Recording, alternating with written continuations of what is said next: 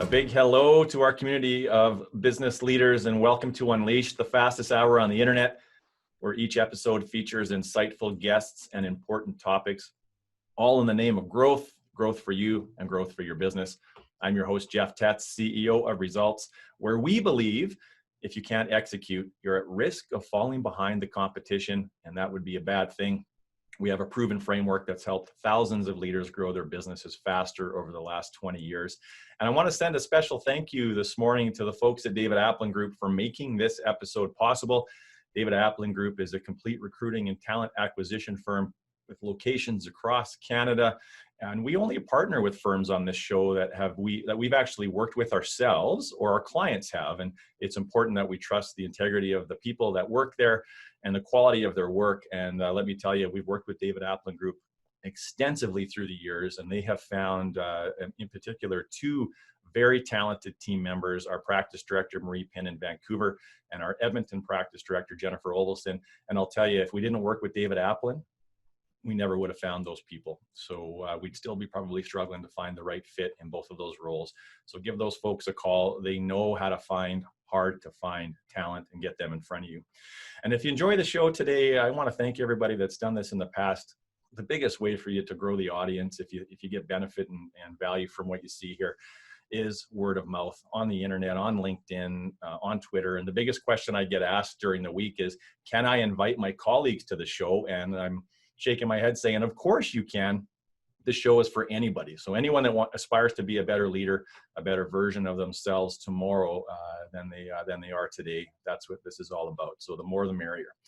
Now on with today's show. And I saw this quote yesterday and it seems so fitting for today's episode. And the quote says, people don't buy the best products and services. They buy the ones who communicate the clearest. And I think today's guest is going to help us understand that even more. The foundation of all business is getting customers to buy from you. Today, we're going to learn a framework of influence that reveals how to become the number one choice in the market, even if it's a really crowded one. You're going to learn about the power of because. After years as an executive with billion-dollar brands, Gerry O'Brion is now a professional speaker and an author, and he's a phenomenal speaker. His Power of Because framework has helped tens of thousands of CEOs, business owners, and sales teams stand out from the sea of sameness and grow their sales. Gerry began his career in marketing at Procter & Gamble and then was an executive for Coors Light, Quiznos, and Red Robin. He has his MBA from the University of Michigan, and he also spent 8 years serving in the military. So Gerry, thank you for your years of service, and thank you so much for joining us today. Welcome to the show. My pleasure. Thanks for having me. It's so great to speak with you, and I was just so excited about today's topic because it's relevant to every single business. I think the one thing that we can make a safe assumption on is that most business leaders, when they get up in the morning, are thinking about how many customers can I find today. So very, very relevant. And you've uncovered some remarkable insights about why people actually buy what they buy while leading huge marketing campaigns for some pretty large brands. Quiznos, Red Robin, the work at Procter & Gamble, the Coors Light experience that you have is fascinating to me. Can you share with us a little bit about how you started making these discoveries in the first place? Absolutely. So, when you're in marketing, starting out at Procter & Gamble, you're always trying to answer the question, why do people buy this versus that? So when I left Procter & Gamble, I went to moved to Colorado to work for Coors Brewing Company. And a couple of weeks after I got there, I'm in the office building and the whole marketing department is going to an offsite meeting at a hotel like 10 minutes away.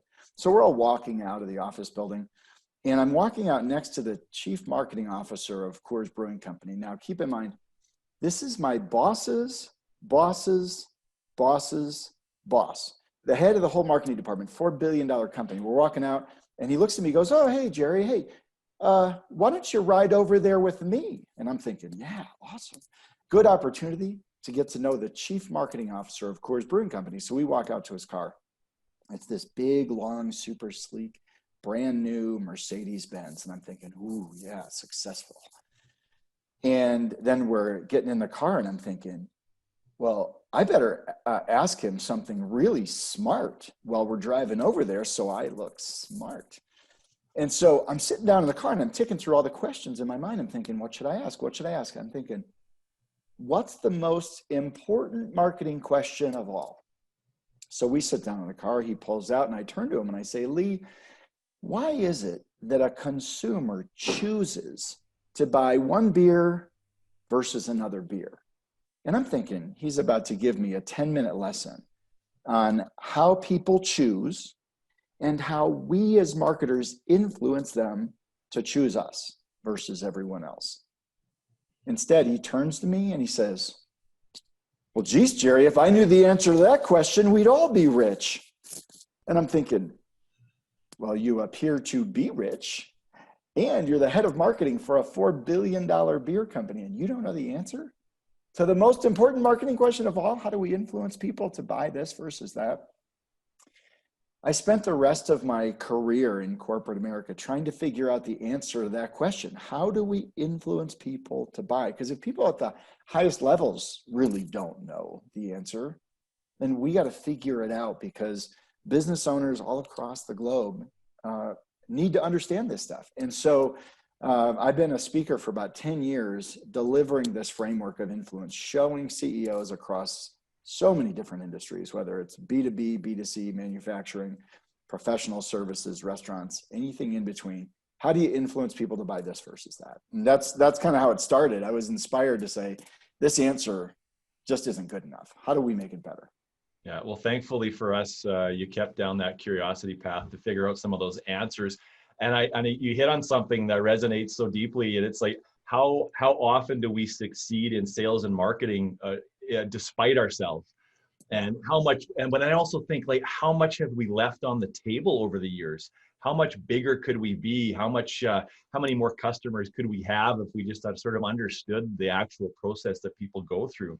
And it's no secret that in the last 5 or 6 years that there's been this movement towards people buy our why, right? So that's what it was such a paradigm shift. The more I started digging into your content, Gerry, when Ryan Vestby introduced us, and you've become renowned for the concept of what's your because, which is a really, really fascinating discovery. And as part of your framework, you have 4 core questions that you say businesses must answer to get more customers. What are those questions and what's the framework? Well, so you make this good point about your why versus your because, which are 2 different things. And we'll talk about that later. And what's the differences? What are the pros and cons? Your why is this inspiration behind why you do what you do, which is wonderful. Essentially, mostly largely for your employees to be inspired to do why you do what you do every day. But I work with companies in really crowded, really competitive businesses. People that are HVAC installers, people that are attorneys, people that are, I mean, you name it, dentists, people that manufacture molds for industrial use. Here's the reality is that nobody really cares that much about why you became a plumber or why you're in car sales. They care what's in it for them. So your why is a great inspiration, but it doesn't actually close the sale, especially in non-sexy, crowded, competitive businesses where people sell real things to real people. Yeah. So I ask a different question. You should buy from us because, and I want everyone to take a minute right now. If you got a pen, a piece of paper in front of you, I want you to literally write down the ending of this sentence for your customers. If you were talking to a customer, or your salesperson was talking to a customer, or your customer was making a referral to someone else. Oh, you got to buy from them because. I want you to write down what you would say next for your business. You should buy from us because. Literally take a minute and write the ending to this sentence. Now, I want you to look at what you wrote down or what you thought in your mind.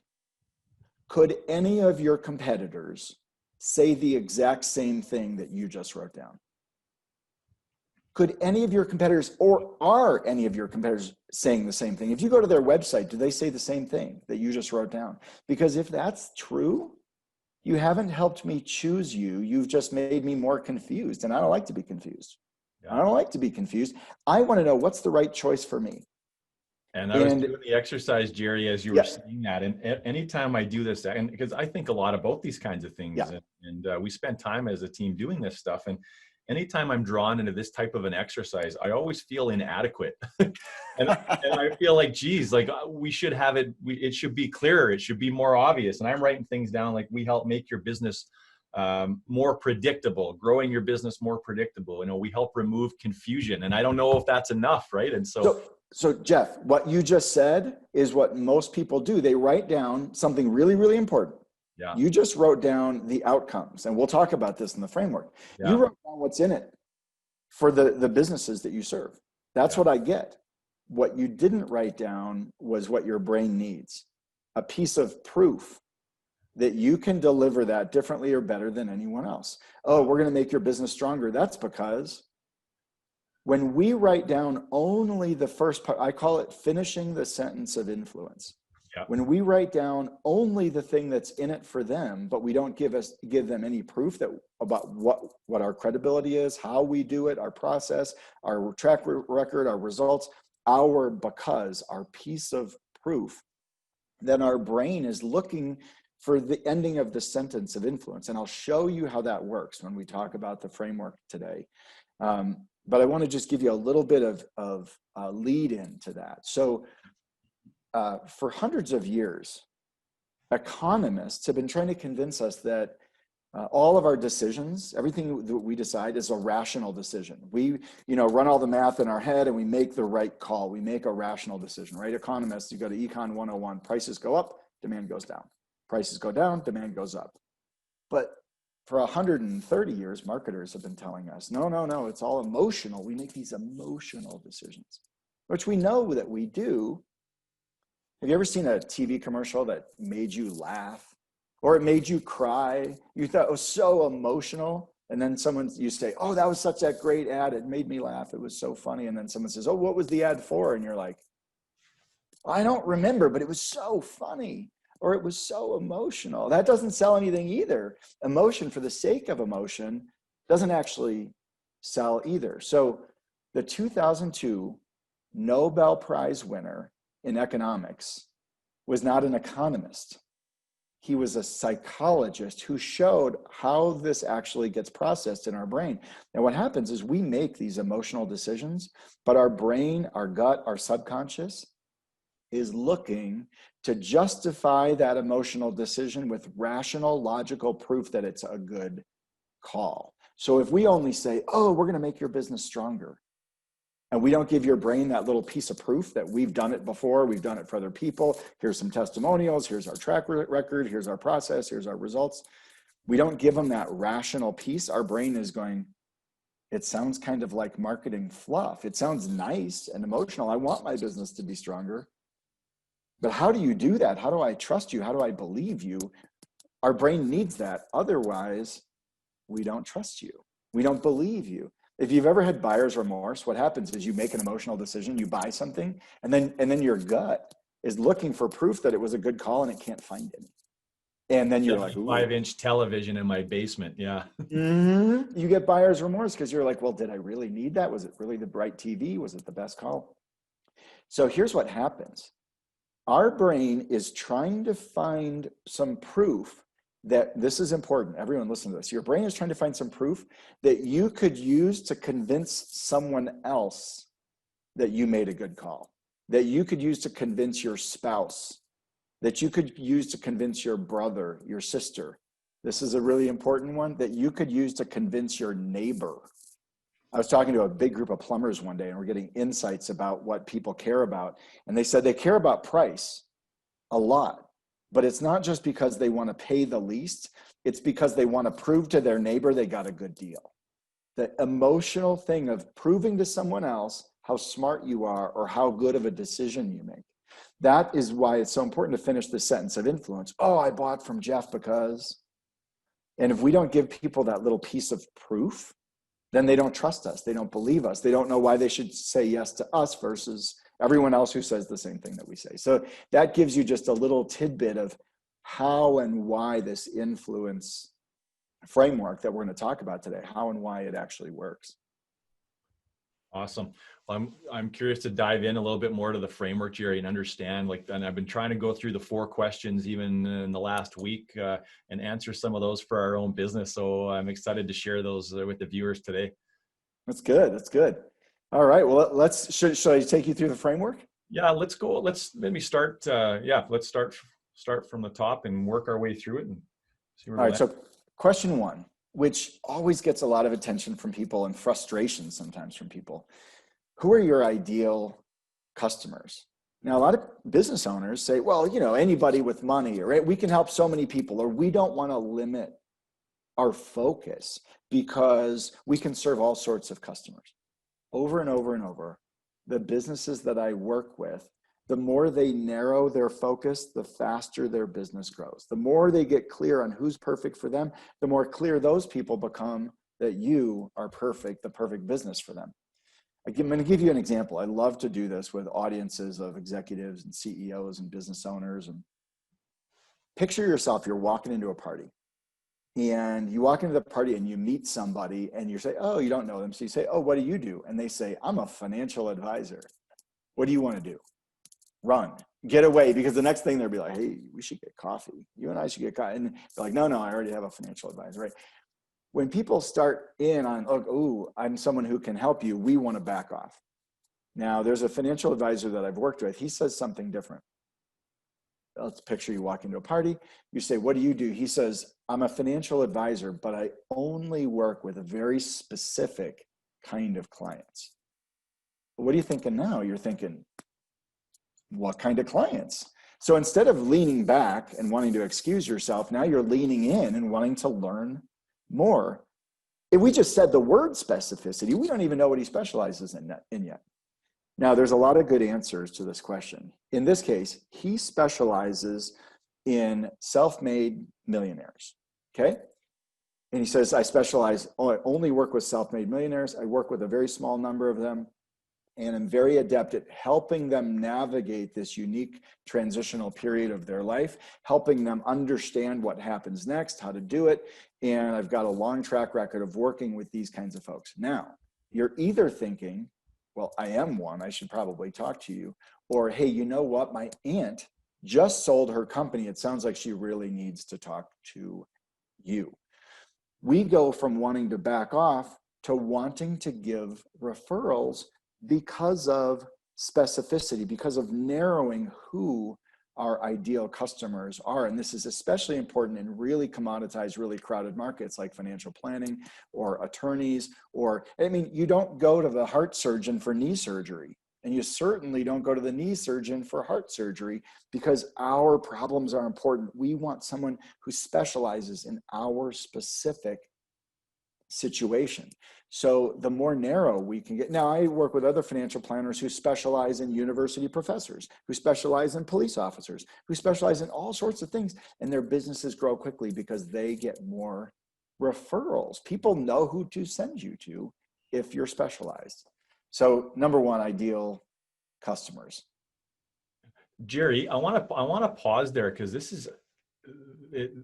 is such an important part to this process and the framework. And I just find that it's very difficult for people to let go of this notion that you're going to actually say no to business. You're going to stop.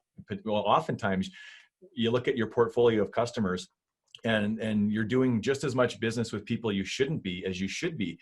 That takes a lot of guts and gumption and courage to start saying no to that half of your book of business.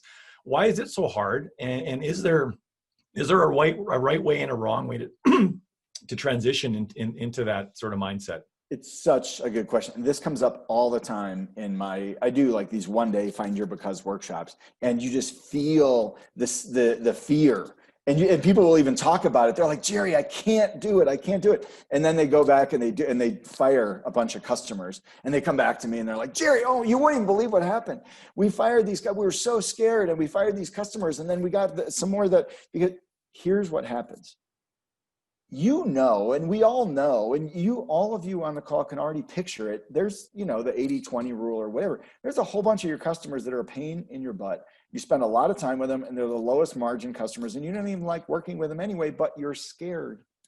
to let them go because they're revenue, because they're, been with you a long time, but you don't even like working with them anyway, and you don't make that much money on them. So the reason people are unwilling to do it is because they're scared of, what if I can't find the next customer?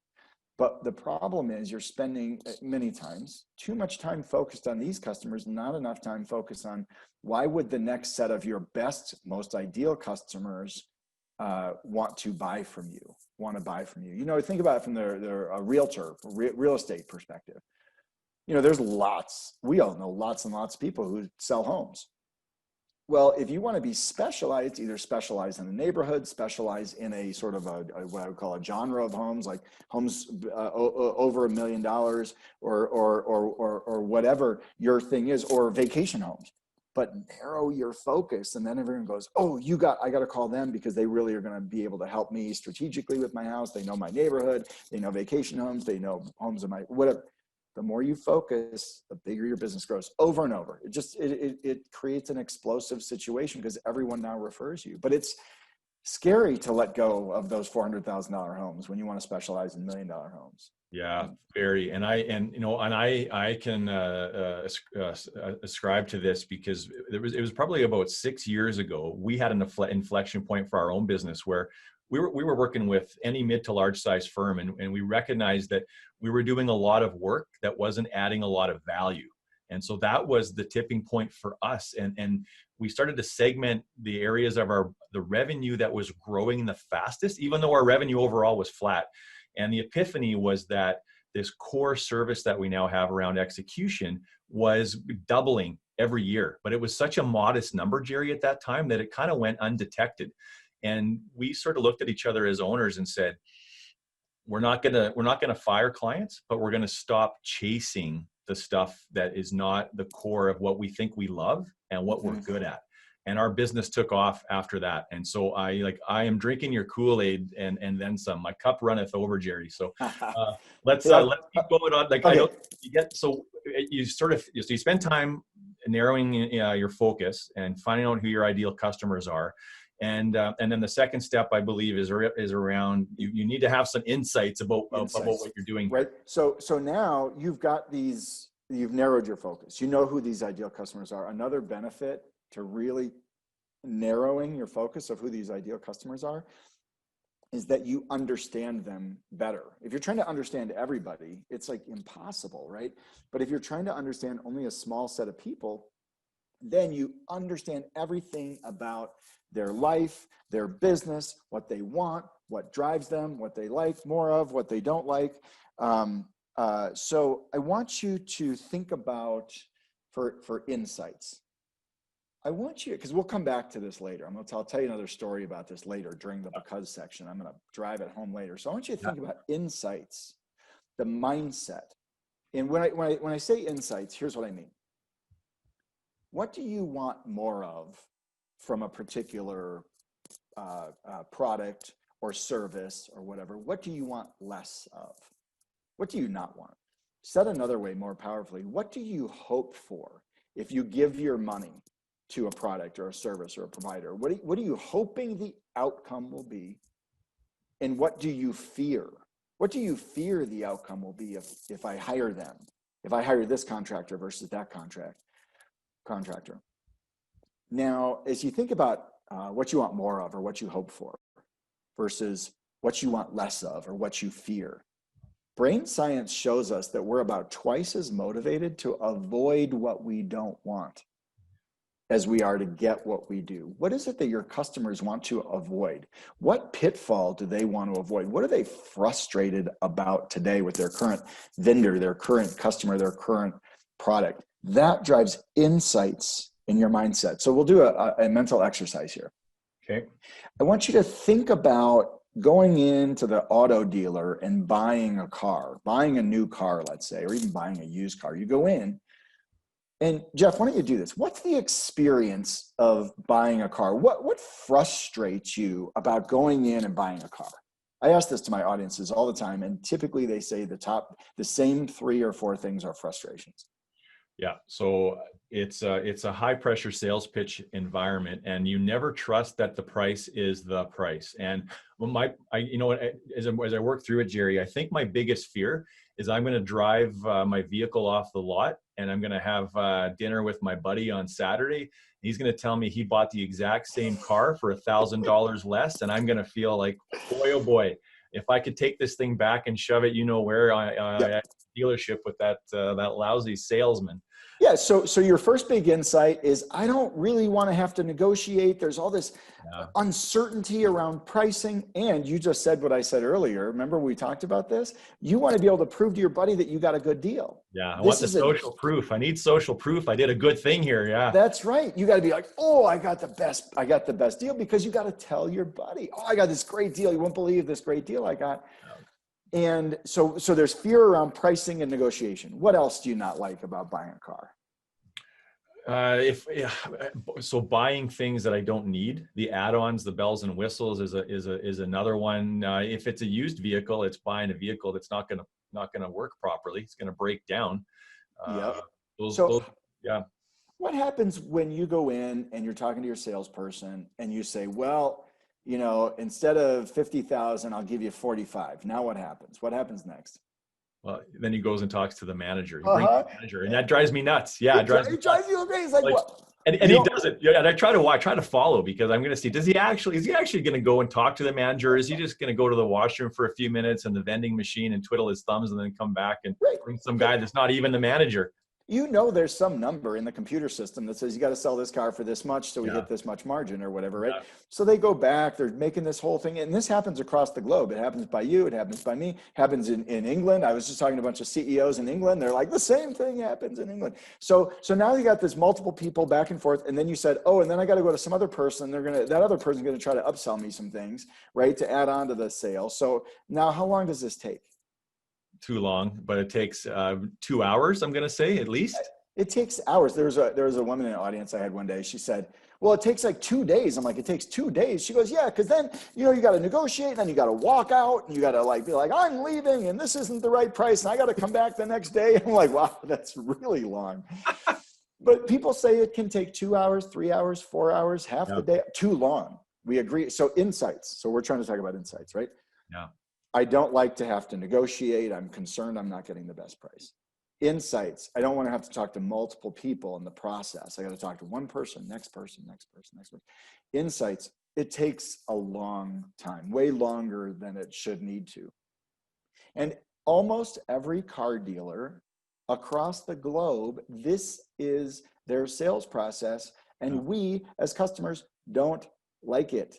We don't like it. I mean, right? Insights. Now, the key about insights is that if you get deep enough, good enough, rich enough insights, the innovations in your business, the messages for your business, the things that you should change or do differently in your business, hopefully should become self-evident. Could we right now create a better experience in an auto sales process? Absolutely, we could. We only just started with 3 insights. When I work with companies, we'll end up with 50, 60, 70 insights about their customers, about deep-seated what's going on. And then we pick out those that we are going to be the best at solving using who we are, our processes, our products, our materials, our whatever we do. How do we deliver on those insights? Yeah. And Gerry, everything you're talking about erodes trust. And it makes a dealership a commodity. And it doesn't matter if I buy my next vehicle from the same spot, the same city, that doesn't matter to me at all. Even the same brand might not matter. Brand might be a little bit stronger. Yep.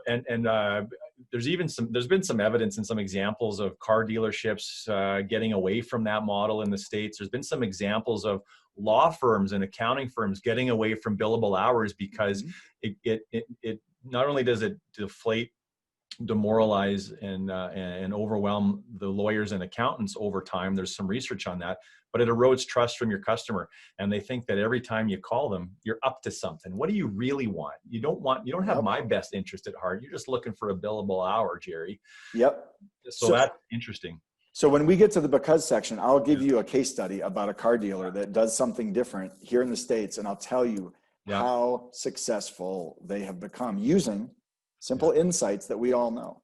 Yeah. And Gerry, how do you know that the insights are the right ones? Like it is hard sometimes to get behind the wheel of the customer and know that you know exactly how they're feeling. You're not just making some assumptions and you've got some blind spots. Yep, I've got a few thoughts on that. I've worked on gathering insights from everything from, like I said, manufacturing, mold makers, chemical processing, carpet making, to auto repair, to, I mean, you name it. Yeah. Many of your insights initially, when I do the process, come from your front lines. Your frontline people that interface with your customers the most, they have a pretty good sense of it. I mean, I do a lot of work in the HVAC, plumbing, roofing spaces. They know. They know. I mean, heck, to some degree, we even know. I do this funny exercise when I'm in small groups of CEOs where I'll have one volunteer write down, everyone will write down all their insights from their own customers. And then I'll take a volunteer and all the other CEOs or executives in the room try to contribute, even though they may or may not be their customer. They might be in a completely different industry. Yeah. I have them all try to contribute, and we'll like double or triple the size of the list of insights just from the brains of smart people. Now, you say, well, how do I know those are right? Well, your front lines should have a good sense of it.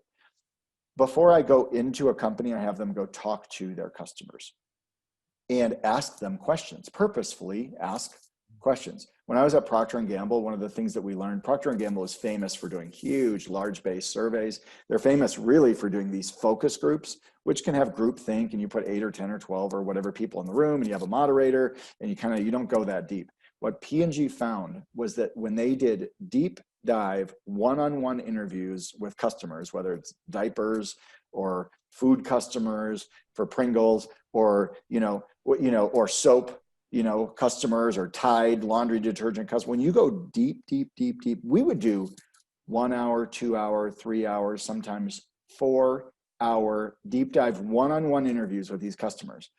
And anyone can do this. You guys all have customers. You can go talk to them, schedule some time with them, get them on your board of customer advisors, whatever you want to do. Be purposeful about what you're trying to learn. Don't waste their time, but ask them deep questions about their decision process, what they like, don't like, what they hope for, what they fear, what their frustrations are with competitors, why they came to you, or ideally, why they left you. If you just lost a good customer, go find them. That's where your best insights will come from, because someone's doing something you're not doing, or you are doing something wrong. So deep dive one-on-one, your front lines. And then when you want to, when I brainstorm 60 or 70 of them, we narrow the focus through a voting exercise to 6, 8, 10. Yeah. Then we go out and take them back to customers and say, if you were to talk about these, where do these land for you? Because the customers always have the answers. They do, and you just have to ask them in the right way. Yeah, no, that's great advice. And Darren, I was laughing because Darren put in the chat line that he's already taken 2 pages of notes, which is because I'm scribbling along here, Gerry, right there with them. And I want to remind people that if they have questions of you, there's 2 ways they can get those to. Well, there's 3 ways actually, but put them in the Q&A box. We'll get to some questions a little bit later in the hour. And then we do have a few spots left in Unleashed Overtime. It's a private 30-minute session for 12 people from 11:05 Mountain to 11:35. So there's a few people. Nicole will get you signed up if you want to grab those last few spots of overtime.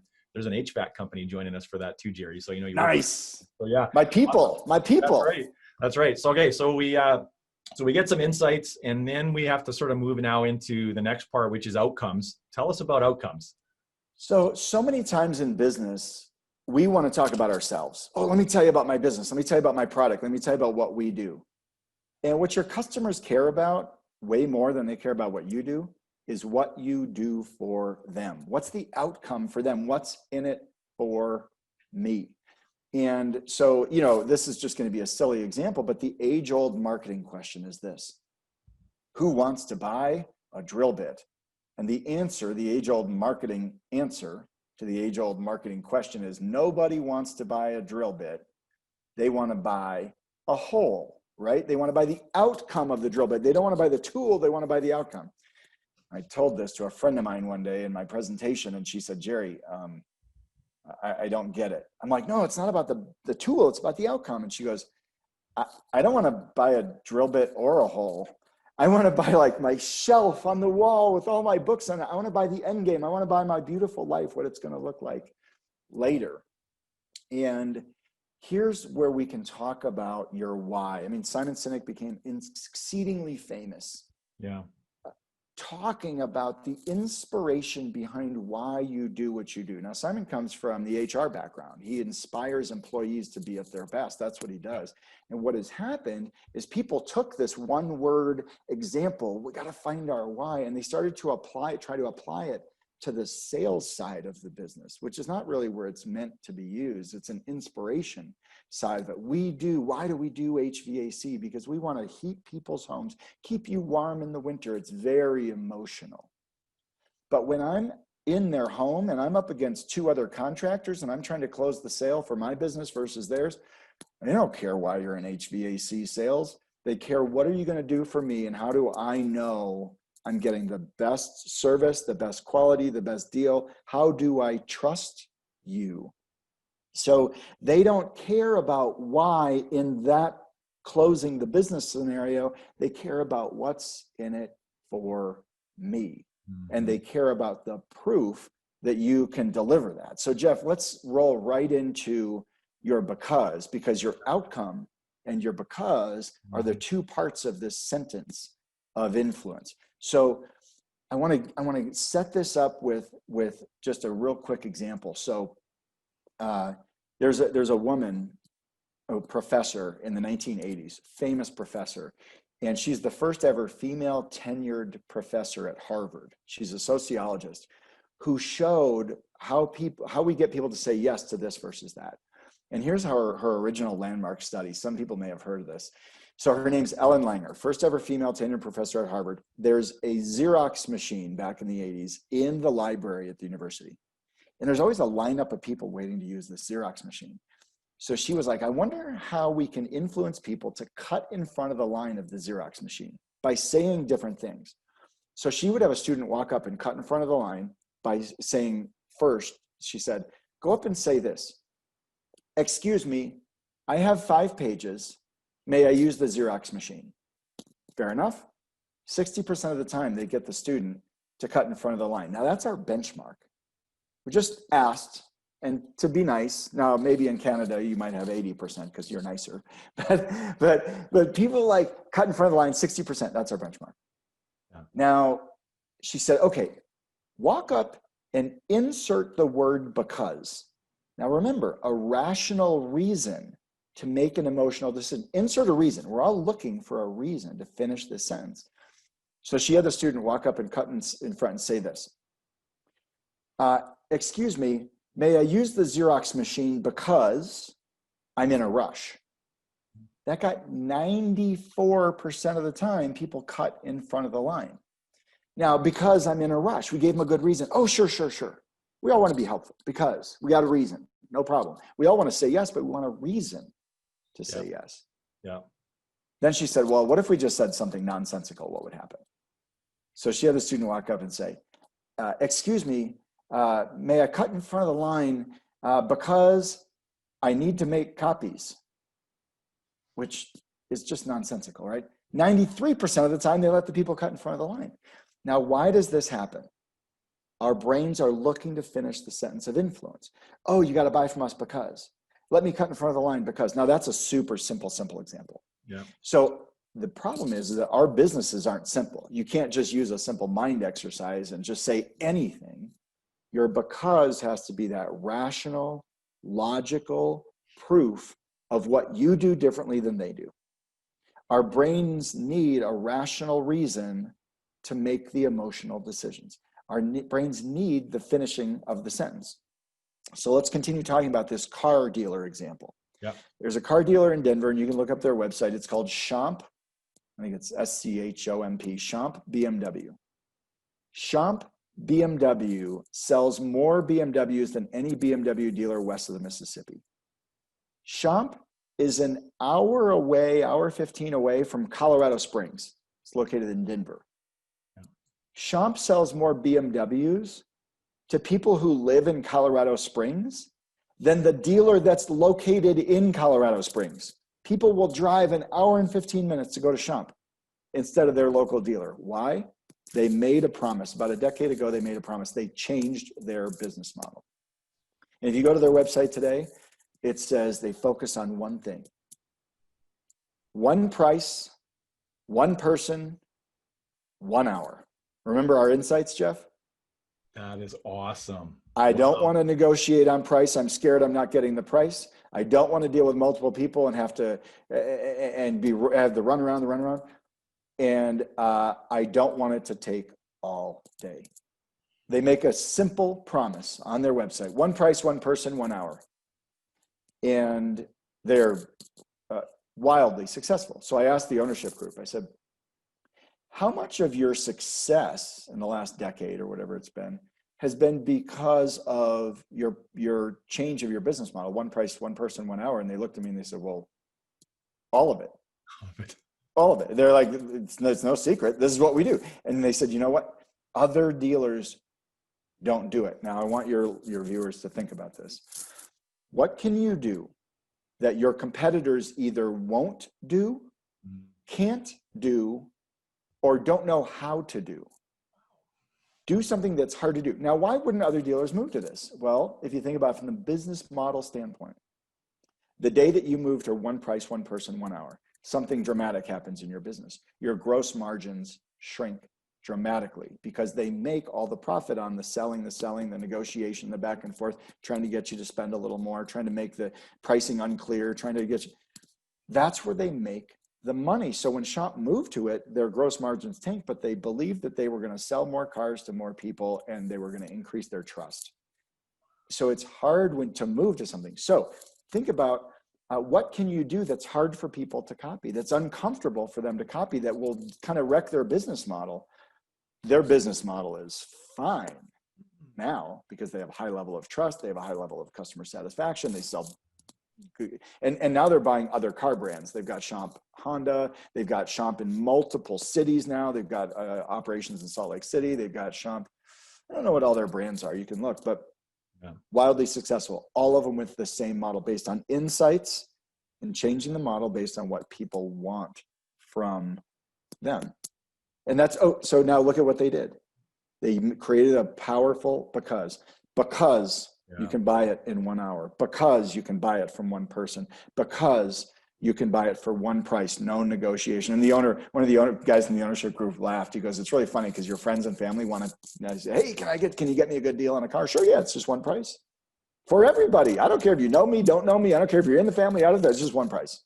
That's that price. There's no other price. There's no internet price and there's no coming in the price. It's just one price.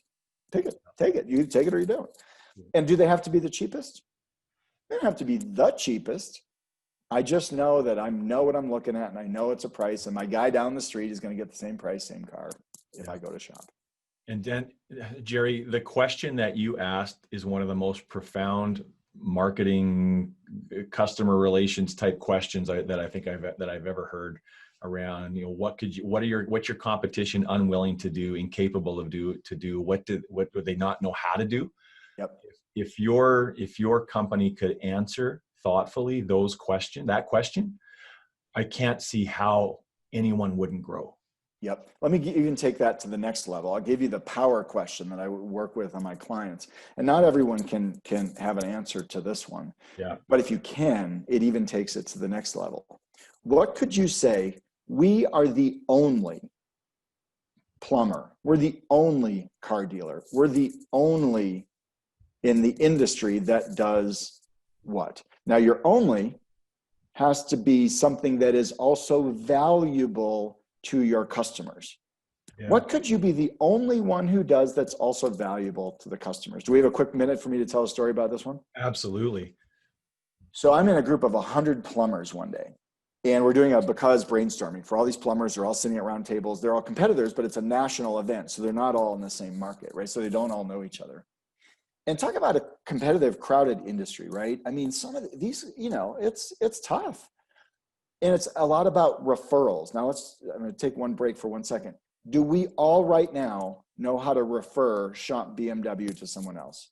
Oh, you got to go to Schomp because one price, because one person, because 1 hour. We know the reason we don't get as many referrals as we want is because we've made it too hard to know what to say. Yeah. Schomp, easy. I know exactly why I'm going there. Oh, you go there, same price that their family buys it from. It's one price, right? I'm in this group with these plumbers, and we're talking about becauses. And one plumber stands up. He goes, "Oh, I got a great because." And they're all brainstorming their becauses. "I got a great because." And he goes, "We're already doing it." I said, "What is it?" He said, "You know how most plumbers have like that 4-hour window? You don't know when they're going to show up." I said, "Yeah, great insight. Do we like the window? We don't like the window. We don't like not knowing when the plumber's going to show up. Nobody likes it. I got to take a half a day off work to wait for the cable person, the plumber, the HVAC installer. We don't like that, turns out, because our time is valuable. My time is important." Yeah. You're sitting there doing the math. You're like, is my time more important than the plumber's time? I guess not, because I got to wait 4 hours. So this guy stands up. He goes, "We don't have a 4-hour window. We have a 2-hour window." And I'm like, "Oh, okay, good brainstorming." Another plumber stands up. He says, "Gerry, we don't have a window." And this other plumber goes, "What do you mean you don't have a window? How does that work?" And the plumber that stood up said, "We don't have a window. We tell you we're going to show up at 9 o'clock. We show up at 9 o'clock. And the other plumber's like, "What? How do you do that?" He goes, "Well, it wasn't easy, but now and so I said, "Well, tell me more. What happens if you say you're going to show up at 9 and you don't show up at 9 o'clock? He goes, "We give you $50. Okay, we got some commitment here, right? I said, "Well, how long have you been doing this?" And he said, "We've been doing it for about 2 years. I said, "When you switched to this, what happened?" He goes, "Oh, it was a mess. We're a disaster. Oh, but you know what? Customers really responded to it. Customers really liked it." And the other plumber standing up goes, "Well, I'm not doing that." I said, "Exactly. Yes. And so I go back to the guy who's doing the no windows. I said, how's it going today?" He goes, "We're pretty good. We're pretty good at hitting on the time when we need to." Yeah. He said, "It's not the most efficient business model." I said, "How's your pricing?" He goes, "Oh, people don't mind about what we price. We don't have pushback on pricing because we value your time." Now, we're not right. Remember, Jeff, we're not right for everybody. We're right for those people. We narrowed our focus to only people that care greatly about their time. Are they willing to pay a little bit more and not worry about pricing? When the plumber shows up, when he says he's going to show up, he goes, "Yeah, no problem. We don't have a problem with pricing." And our phones are ringing off the hooks. You know why? Because everyone can give them a referral. "Oh, you got to go to these people. They don't have a window." Yeah, they show up when they say they're going to show up. Or they give you $50. We can all repeat that right now. And other plumbers are unwilling to do it because it's going to break their business model. I was just with a big HVAC, arguably probably the biggest HVAC plumbing company in Denver, Colorado this week, talking to their CEO. And I told him this, and he was like, "I don't think we're going to do that." I'm like, "Exactly." But they have their own strategy that we're working on that is appropriate for their people, their techs, their company. There's not one answer, but it's an example of a simple, powerful because that other people won't do. And their business is thriving because of it. It's not the answer for everybody, but they like it just fine for their because. Powerful stories. And it seems like a good point, Jason. I want to remind people to fill out the feedback form at the end of the show, because we're giving away a $50 shop local gift card. So you win the gift card, you pick whatever local vendor, wherever you are in the world, that you want to spend that $50 at to support people during this time. Gerry, a couple quick hitter questions from the audience today. So Nolan Hayday from Carl Hager, Live Embrace. They're starting to work on a complete website design. What are some of the must-haves and some of the not-haves? Yeah, so here's what you want to do from a website design. I mean, the framework that you learned today should inform everything you do, from your website to, let's say, a brochure, or to how you sell, your one-on-one sales flow and process. It will even work for long, complicated sales cycles that go through multiple people, through purchasing and finance, CFO and operations and CEO. No matter what your sales process is, it'll work. So as you think about your website, what I want you to think about is, where does your website sit in your normal sales flow? When and why do people visit your website? What are they looking for when they get there? Are they looking for validation? Are they looking for more background information? Are they looking for your because? What are they doing when they get there? Now, this is important. When you're creating your website, be purposeful about what you believe they're doing or what you want them to do, and create yourself an order of communication priority. What do you want them to see and do first, second, third, forth, and make sure that you tell your web developer the strategy of between 1, 2, 3, 4. We want them to see and do these things in this order. Otherwise, they're just going to develop something that's pretty, but that isn't what you're using your website for. Figure out what are you using it for, what's the flow in the order of priority, and then how do you get the viewers to do what you want them to do to close the sale, or what they want to do if they're looking for a piece of information, make it easy to find. Yeah, good advice, Gerry. And it didn't come through the Q&A. I saw it pop up on the chat, but as we were talking about, the because and the car dealership, David had posted a question of, it seems so easy to copy. Why do competitors not just rubber stamp and template what the successful competitor is doing? Well, and it depends on your industry, because there are industries where every innovation gets copied overnight. There just are. Yeah. And so I'm not promising that this process is easy, but I'll give you just a real quick example. So I used to be the brand manager of Coors Light. So many of you have probably seen some of the work that I've done.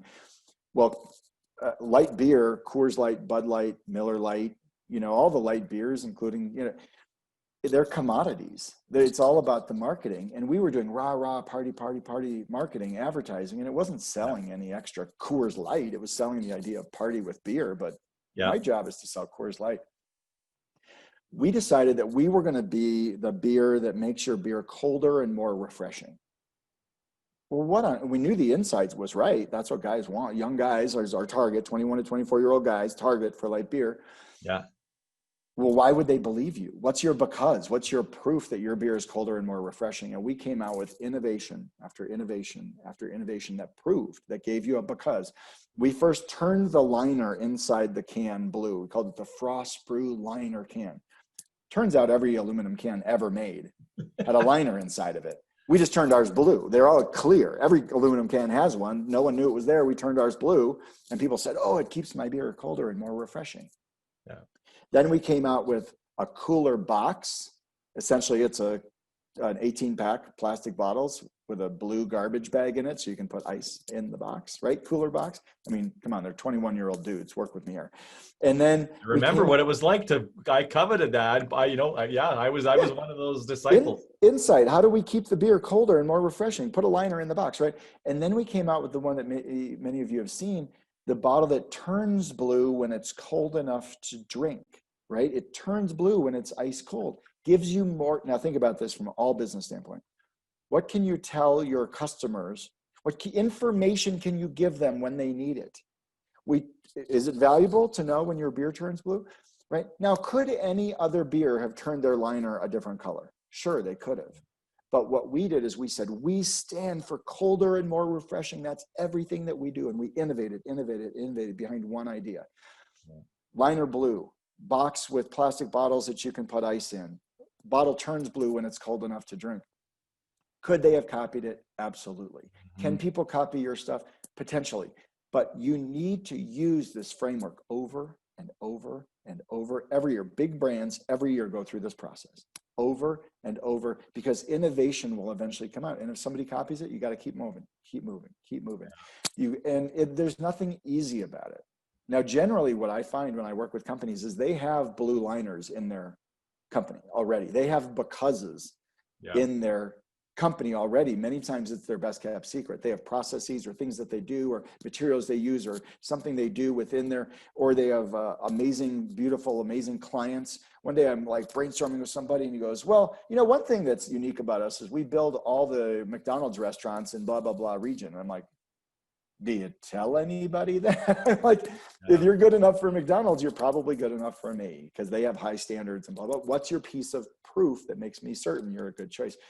So it's not easy for everybody. Yeah. And the key is that use it again and again, teach it to your team, work with this process, because the results can be amazing if you can figure it out over time.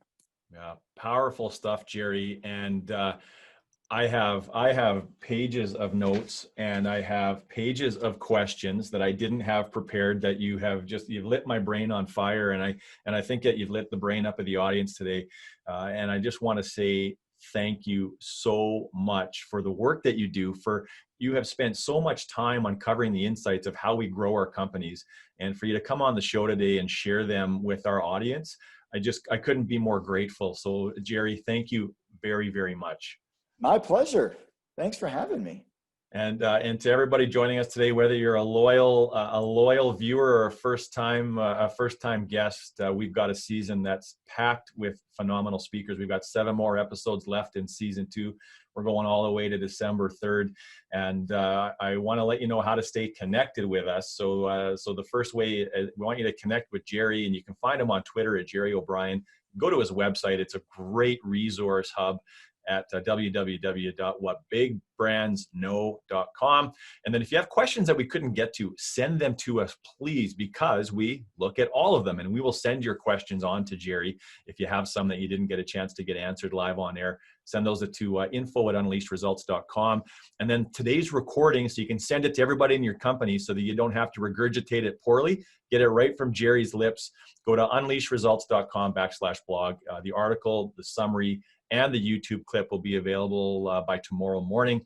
And the gift card. So if you fill out the feedback form, just click the continue button when you leave to end the show.